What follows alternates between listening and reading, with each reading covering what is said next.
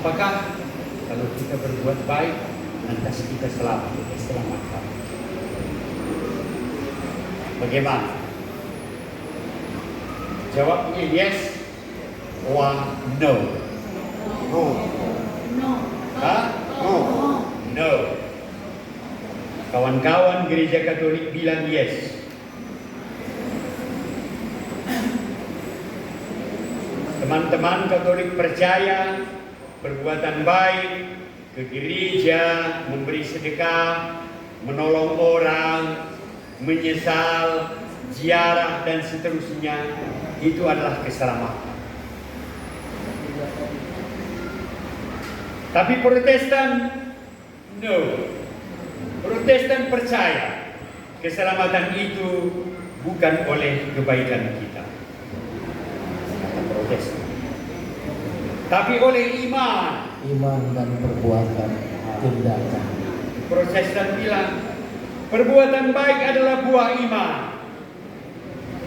Perbuatan baik adalah jawaban atas kasih sayang kita, kasih sayang Tuhan kepada kita. Keselamatan dan anugerah adalah pemberian cuma-cuma, kata orang Protes. Memang Protestan juga selalu ajak orang supaya berbuat baik. Galati 6:9 umpamanya, jangan bosan-bosan melakukan kebaikan. Kata Paulus kan, marilah kita berbuat baik kepada semua orang, terutama untuk orang-orang kawan-kawan seiman. Kata si Paulus. Itu beda pendapat antara Kristen, Protestan, dan Katolik.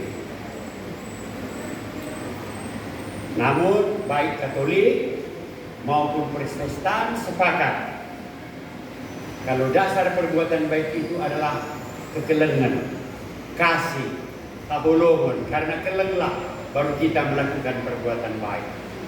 Ya, sana dia sepakat. Gimana tuh siate? Itulah di situ. Ya, nggak usah kita perpanjang. Kita cuma belajar teologi di sini. Ya. Jadi kita sebagai orang-orang Protestan, orang lansia perimbana, harus menjadi teladan dalam kebaikan dalam hidup ini. Inang Bapak sekalian harus menjadi teladan. Kita semua harus maju satu langkah dari lansia yang lain. Karena apalagi kita sudah 2 kali 1 minggu ibadah, sekali di gereja Bapak Ibu, sekali di sini. Lansia perimbana should be number 1. Nomor saja, Pak. Bagaimana Bapak Ibu mengisi hidup bersama dengan orang lain dengan kebaikan? Saya sering berpikir, kalau saya mati, berapa orang yang datang melayat saya?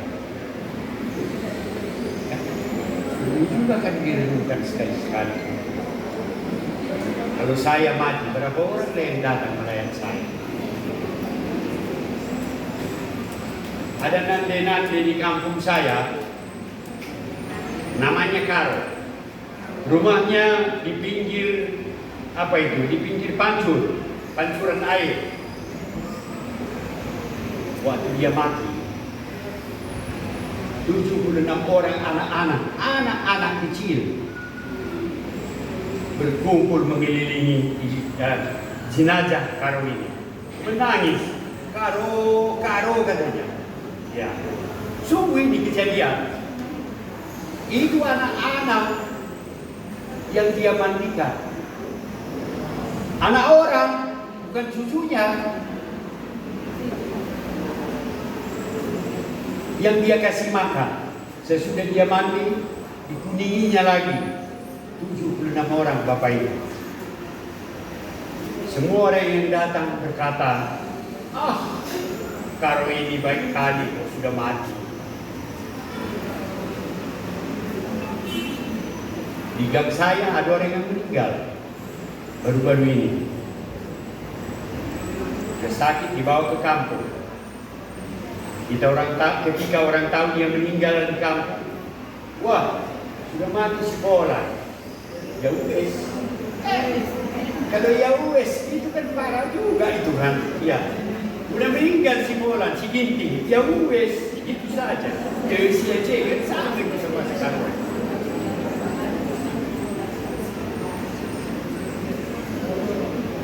Ada pesta pernikahan, ada kawan meninggal di hari yang sama. Mana yang harus kita kunjungi? Coba. Hah? Sungguh? Baguslah. Apa nama kau dulu? Menang Bapak Jenderal kan? Ya. Kesepakatan bersama boleh-boleh saja, tapi kalau diukur dengan firman Tuhan, lebih baik mengunjungi orang berduka daripada mengunjungi orang berpesta. Ayatnya itu Bapak Jenderal yang tahu. Nanti dia kasih tahu. Ya. Pengkhotbah 7 ayat 2. Pengkhotbah 7 ayat 2. ayat 2 katanya. Ya. Coba kita renungkan Bapak Ibu. Apa kebaikan Bapak atau Ibu bagi orang lain, bagi tetangga Anda umpamanya? Di sebelah rumahnya, apa kebaikannya? Coba renungkannya. Kemampuan apa yang kita miliki untuk berbuat baik bagi orang lain, bagi sesama kita?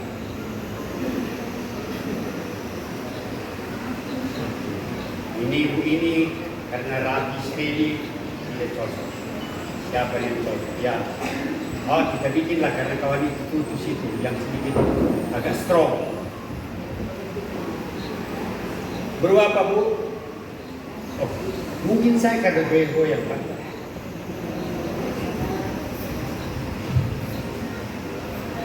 Oke.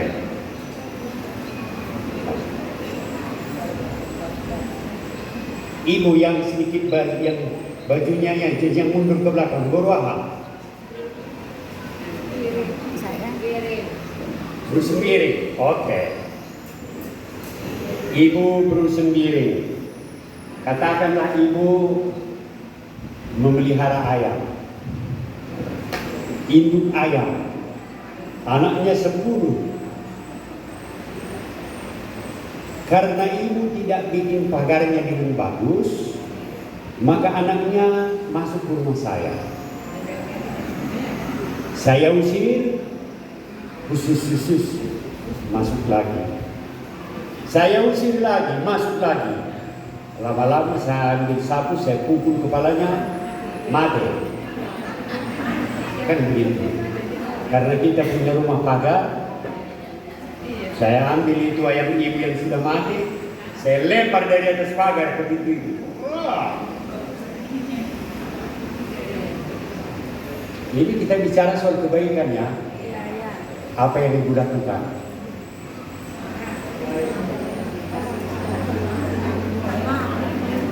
Ya, baik. Ya, saya Pak, karena ayam itu membawa kotoran selalu ke rumah Bapak. Lantas? Ya, lantas itu wajar-wajar aja. Enggak apa-apa. Enggak. Kenapa enggak kita kurung bagi ayam kita? Itu wajar. Terima kasih. Kalau mau lebih baik, kalau ada anak ibu suruh beli bumbu rendang. Alat satu berikan bumbu rendang ini.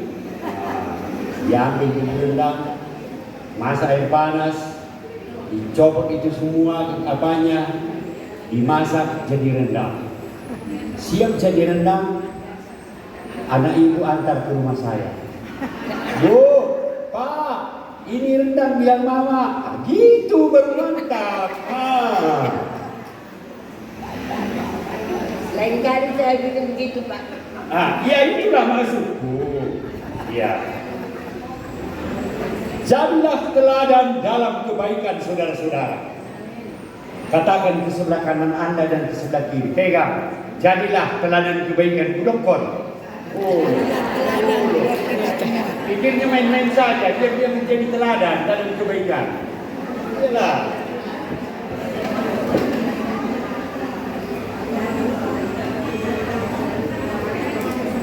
Jangan menahan kebaikan padahal kami bisa melakukan.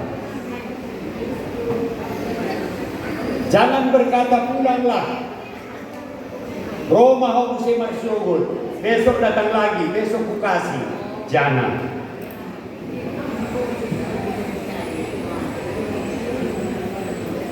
Kita belajar coba ya, mungkin salah saya.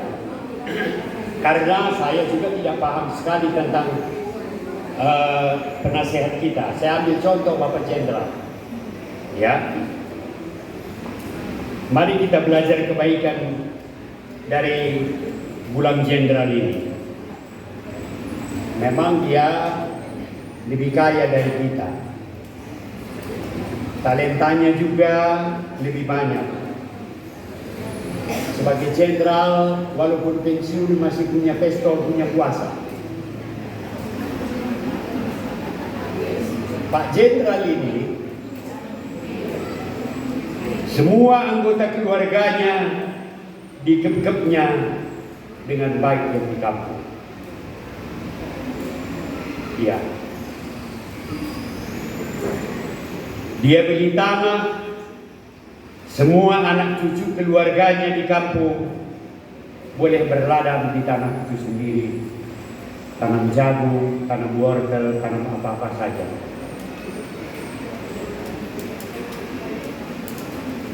Di kampung Paribun sana, beliau buka usaha yang baru. Saya nggak tahu macam mana perkembangannya. Itu semacam resto dan apa itu rest area. Pekerjaannya semua keluarga anak kampung itu. Nanti cerita lagi. Ya pasti ditambah. Anak cucunya yang mampu dididik masuk taruna. Makanya nanti walaupun dia sudah semakin usia bertambah, tapi dia punya generasi penerus jenderal juga. Keluarganya yang sakit, tidak punya cukup duit karena uang kita kan nggak sama semua kan. Dia tolong berobat berjuta-juta sih saya tahu, karena keluarganya itu di depan rumah saya tahu itu.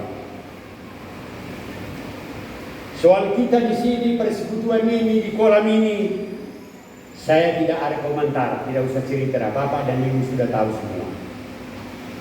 Kita di sini kumpul bersama, berapa biayanya tiap minggu, don't care, itu sudah tahu kita semua. Untuk gereja-gereja, tanah dan rumah beliau dititipakan, dikasih ke GPIB, Gereja Protestan Indonesia Barat. Coba.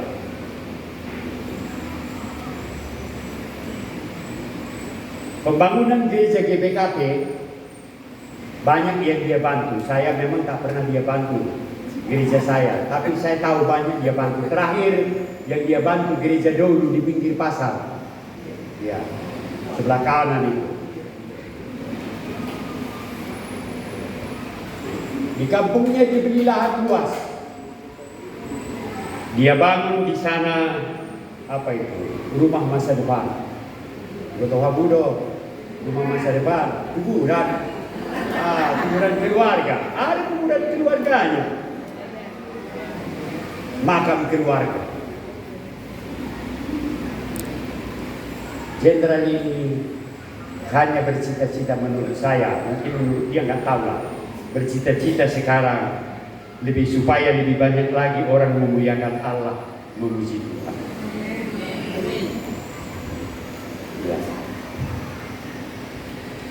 Ya, saudara, firman Tuhan berseru, hendaklah apa ini?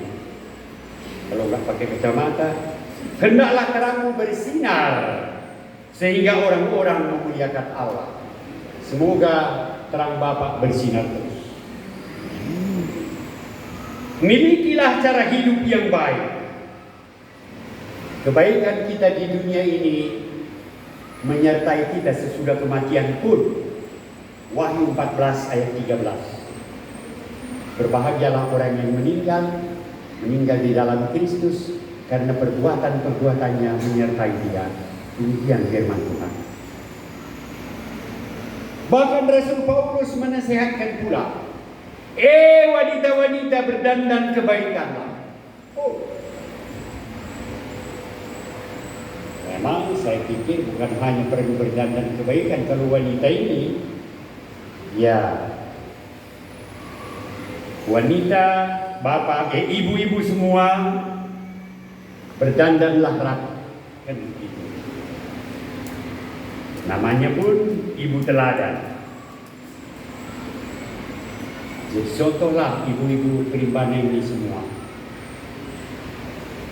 Cakap karona, pejore-jore ukur dulu, kan begitu. Ya. Kita jadi contoh, ibu-ibu jadi contoh dalam berpikir. Pertama, banyak hal yang tidak perlu ibu pikirkan lagi sebenarnya. Banyak. Anak-anak ibu jauh. Ada di Jakarta, di Medan, di Manado, di mana segala macam. Apa gunanya bapak ibu pikirkan pekerjaannya, anaknya, apalagi istrinya? Apa yang bisa ibu bikin kalau dia pun di Manado sana? Cukup berdoa sajalah, bersyukur saja. Berpikir sederhana saja. Mungkin ibu katakan, apakah pendeta lakukan seperti itu? Yes, saya lakukan seperti itu. Apa yang saya bisa buat? Tak mungkin saya bikin dia dapat. Berdoa sajalah. Soal berkata-kata juga harus menjadi teladan. Banyak yang tidak perlu ibu campuri lagi. Kalau ada ibu-ibu, anak ibu di situ sama permen ibu, tak perlu pedulilah dengan percakapan mereka. Ibu tidak tahu lagi tuh apa yang mereka cakapkan. Orang pakai HP pun ibu nggak pintar, kan? Nggak perlu lagi dicampuri. Soal bisnis mereka, udah lebih pintar mereka dari kita ini semuanya. Kita pikir kita hebat, nggak lagi. Generasi mereka bukan lagi generasi Z sekarang, tapi udah generasi strawberry katanya lagi kan. Apa itu generasi strawberry? Mereka yang tahu.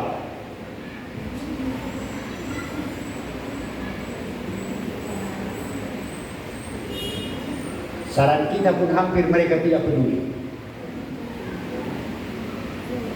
Cakap-cakap ya silakan. Boleh saja cakap-cakap. Kalau orang Israel, Bapak Ibu, saya baca di naskahnya, mereka setiap hari Jumat malam berkumpul. Di sana, di rumah orang anak yang tertua, ada nenek, kakek, anak tertua, dan cucu-cucu. Pertama, mereka baca firman Tuhan pada malam itu sesudah makan. Seminggu sekali. Dia baca itu tentang siapa orang Israel. Katanya di sana, mereka adalah bangsa yang diantar Tuhan berangkat dari tanah Mesir, dibebaskan dari tanah Mesir dan menduduki tanah Kanaan. Sembahlah Tuhan Allah dengan sepenuh hati, segenap jiwa, pikiran. Nah, sesudah itu mereka pun mulai berpidato. Lansia nenek-nenek seperti kita ini, dia hanya bilang begini. Apa kalau cucunya nomor 1 laki-laki si Obed, kau adalah cucu tertua di rumah kita. Kaulah kelak memimpin bangsa ini. Jadi rajinlah kau sekolah. Kau Hana, kau perempuan yang terbesar di keluarga kita. Rajinlah anakku, kamu akan memimpin semua wanita-wanita Israel. Orang tua itu mendorong, memotivasi cucu-cucunya. Katanya di dalam naskah itu salah satu alasan kenapa anak-anak Israel maju di seluruh dunia ini. Di Amerika, di Jerman, di Swiss, di Inggris, di mana-mana. Didoakan, dinasihatkan.